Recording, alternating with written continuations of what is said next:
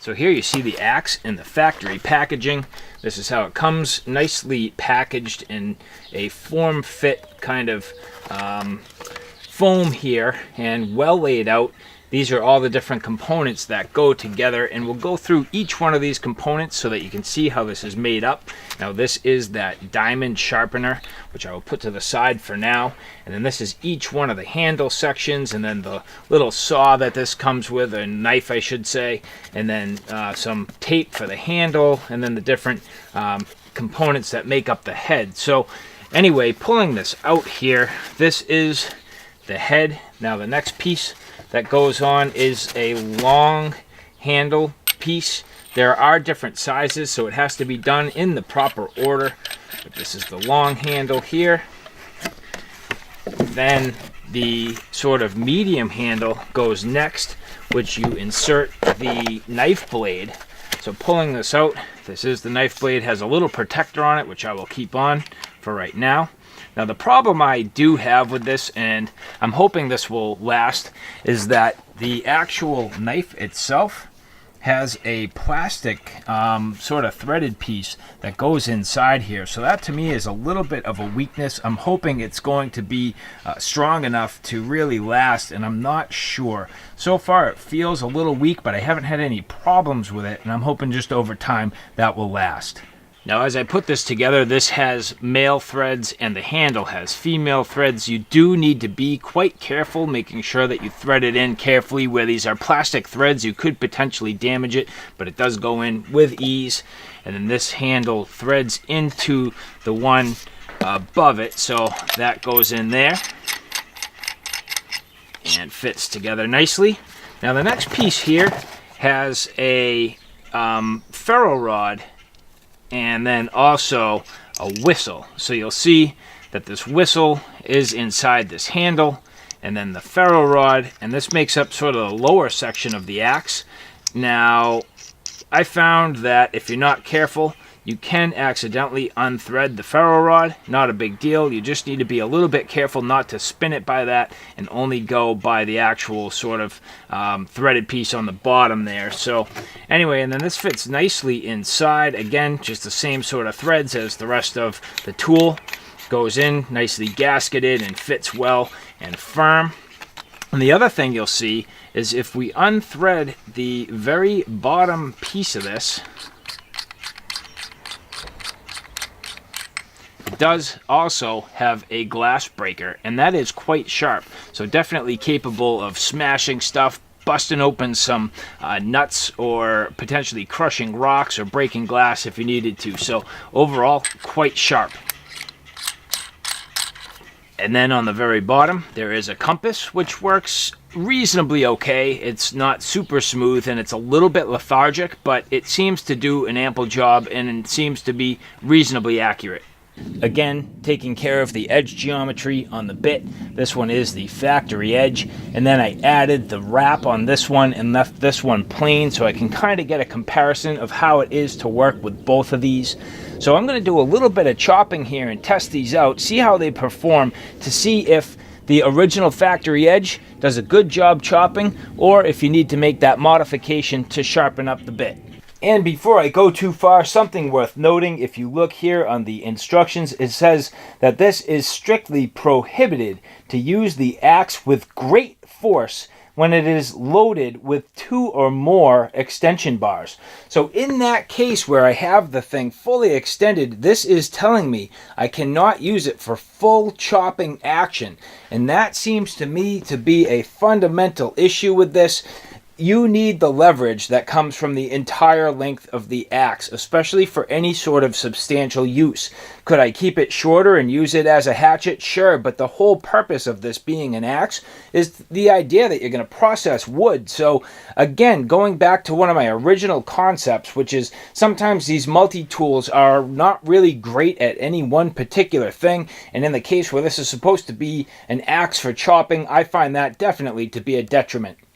And even further illustrating that point, you'll see on the inside here, stating that the 12-inch configuration is the working condition, and then the 16-inch fully extended condition is not necessarily the working condition. So just back to my point, which is I think that has a little bit of a detriment to the overall functionality of this tool. And so where that's the case, to give this a fair test, I am going to reconfigure this to the 12-inch working size, which means what I need to do is essentially remove the knife, and I'm pulling off the sort of intermediate handle here,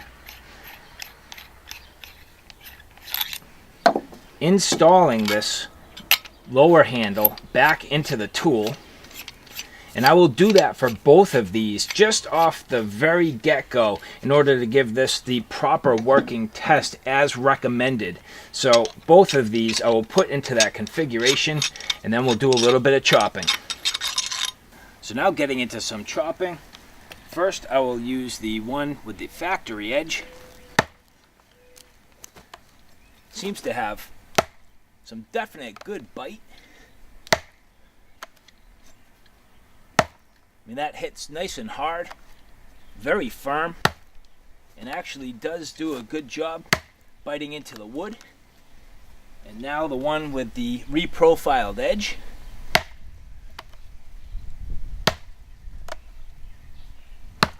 Seems to feel just about the same.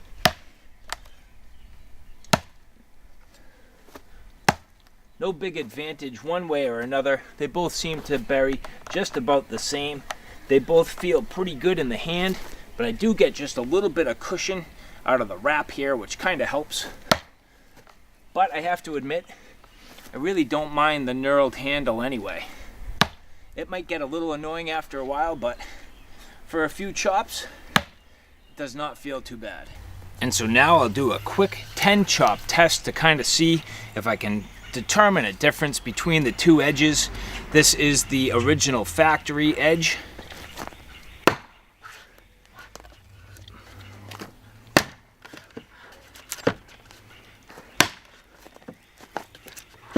I did have a little bit of spinning on the handle, so that's 3 hits.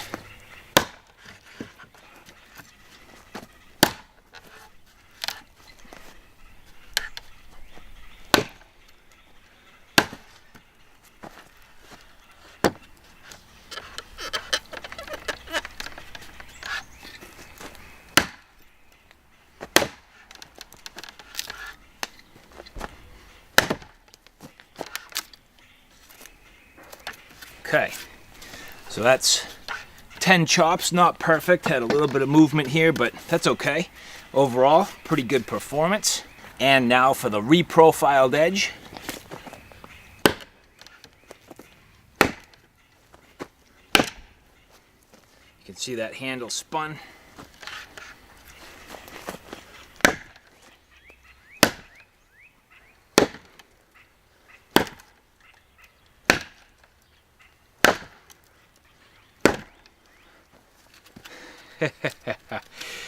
So, surprising results. Overall, it does appear as though the original factory edge bit a little bit deeper on the chopping test. That is actually very interesting. So, I would like to try this one more time and just verify these results. So first, with the original factory edge.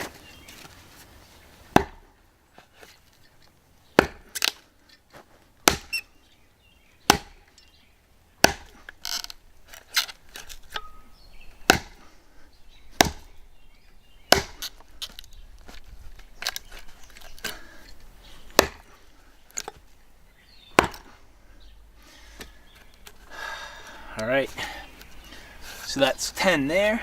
And now for the reprofiled edge.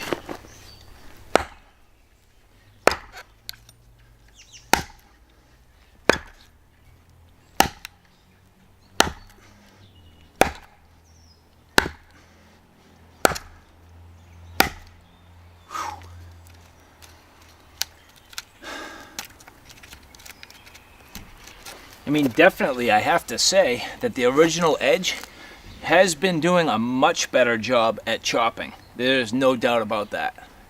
So at this point I was pretty interested to see that the original factory edge did chop quite a bit better than the reprofiled edge.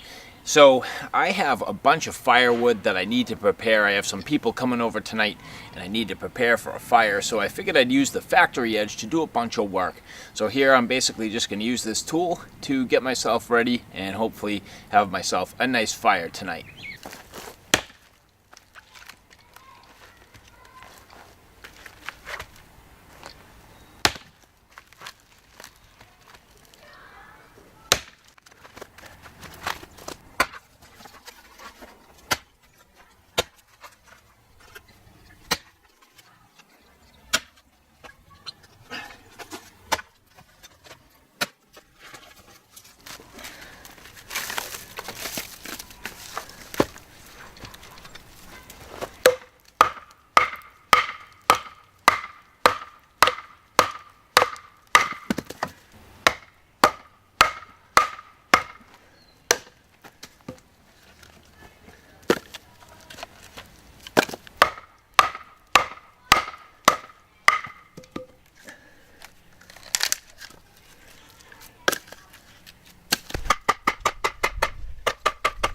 Now you may have noticed that I'm doing quite a bit of batoning here. This to me is a great way to process firewood even if you're using an axe.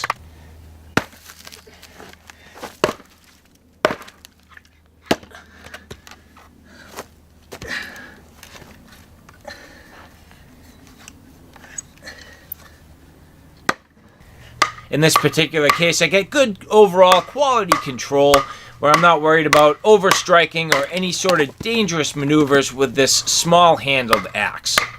Now, generally, I do like batoning tasks because it really tests the strength of the overall steel, edge quality, heat treat, and the ability for this edge to hold a nice quality and sharp edge after a good amount of work.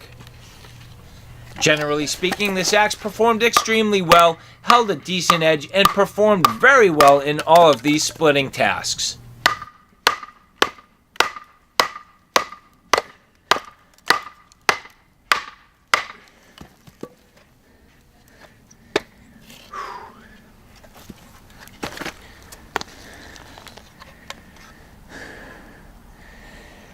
Ooh. Definitely buried.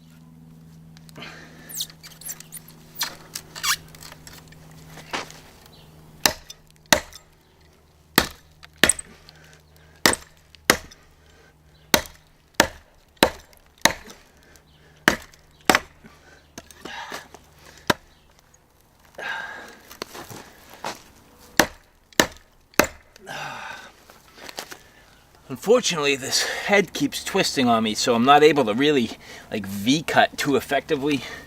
Give me a little bit of a hard time here. This way, I'm okay because I'm working with the torque, but this way, kind of spins on me.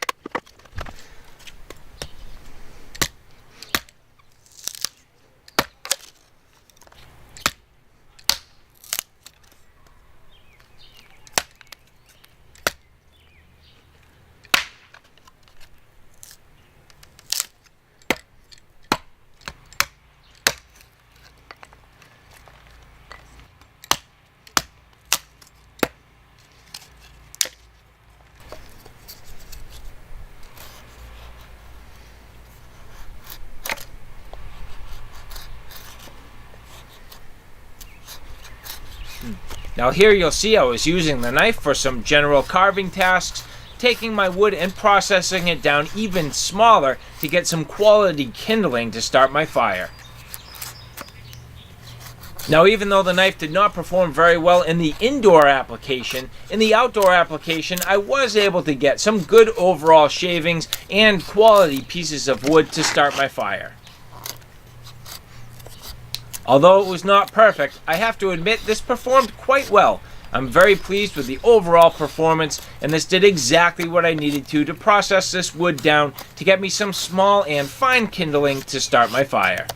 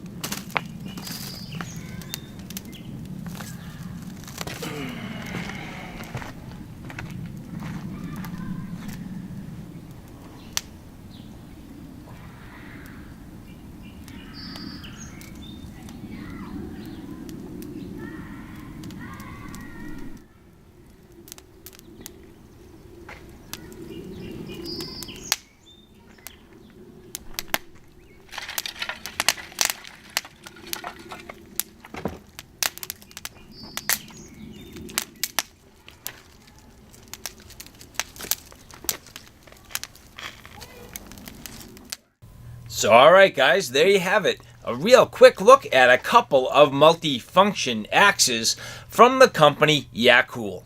Now overall, I have to admit, I was actually pretty happy with the overall performance of these axes once I got them out into the field. You know, if I had gone through part one of the video and only done my, call it, in studio or tabletop testing, I would not have gotten the full benefit of these axes. Now, a couple of things. First off, the factory edge on the actual head of the axe or bit. Overall, I have to say, did perform pretty well.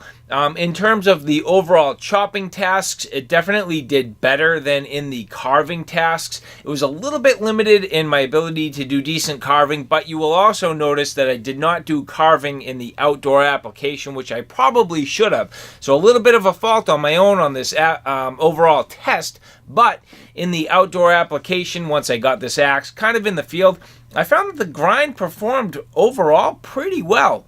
And in terms of the performance of the knife, it did perform much better once I got it out into the field. Now, keeping in mind that the wood I was carving was pretty soft, but overall, this definitely did the job. So, I guess I have mixed feelings about this tool. Ultimately, at the end of the day, I had a little bit of a spinning issue while I was chopping, but it didn't bother me terribly. I just kind of needed to adapt my chopping style a little bit. And then for the true, like, hardcore axe people. My technique certainly wasn't perfect. It was a little bit of a struggle due to the fact that the handle would spin on me. So depending on the angle, if I hit it the right way, it would spin out on me. So I was trying to be mindful of that and use technique that allowed me to chop one direction and work with the sort of torque to tighten the handle, and then in the opposite direction, striking more straight down. So my technique wasn't perfect, but it was kind of adequate for this tool, and overall I have to admit this performed pretty well. So even though I have kind of mixed feelings about it, overall in general I do like it.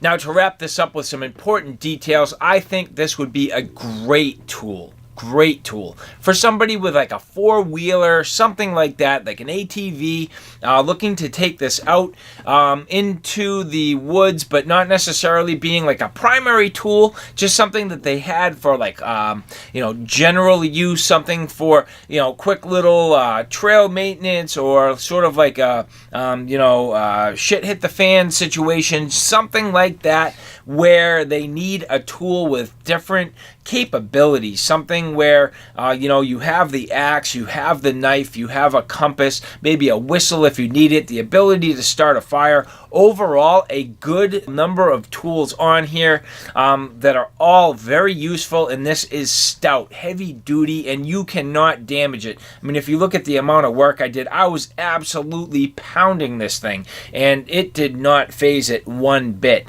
When I look at the edge here, tiny little bit of, maybe call it rolling. It's not really chipping, just like a kind of little bit of rolling there, but nothing detrimental to this. This is a good, strong, and solid tool. This is more a jack of all trades type of thing, certainly a master of none, but overall, reasonable performer, and I do like it. So alright guys, thanks for stopping by. I hope you like what you saw. I hope you found it a little bit informative. If you like what you saw, please like, share, and subscribe. And as always, thanks for stopping by. Take care now. I'll see you soon.